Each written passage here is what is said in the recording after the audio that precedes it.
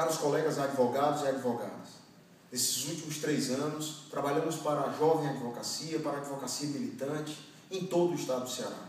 Otimizamos os recursos da ordem, fazendo avançar a OAB para servir ao advogado, para servir à sociedade.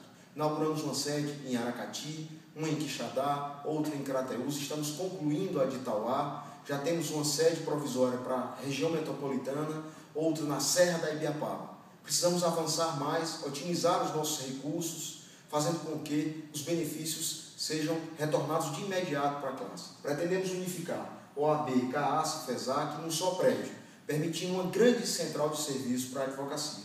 Lá nós poderemos contar com uma biblioteca física, uma biblioteca virtual, sala de estudos para a advocacia e tudo isso com um projeto já pronto para apresentar ao Conselho Federal, diminuindo a sua anuidade em 50% até o 5º ano e em 25% acima de 5 anos de inscrição.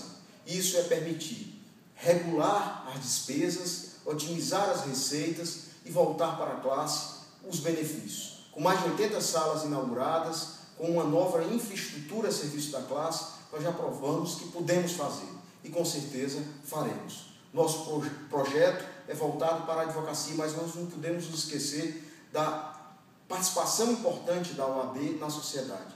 Aumentamos o número de comissões, temos envidado esforços na defesa da cidadania, do Estado republicano, Estado democrático de direito, princípios que são muito caros à ordem, que completará 80 anos. Comemoraremos 80 anos, inaugurando uma nova sede e oferecendo uma gama de serviços, como os que são prestados hoje nas inúmeras salas da OAB, a exemplo da sala do Fórum Clóvis Evilá. Venha conosco, deposite esse voto de confiança para que possamos juntos construir uma OAB cada vez melhor, mais e mais OAB para você.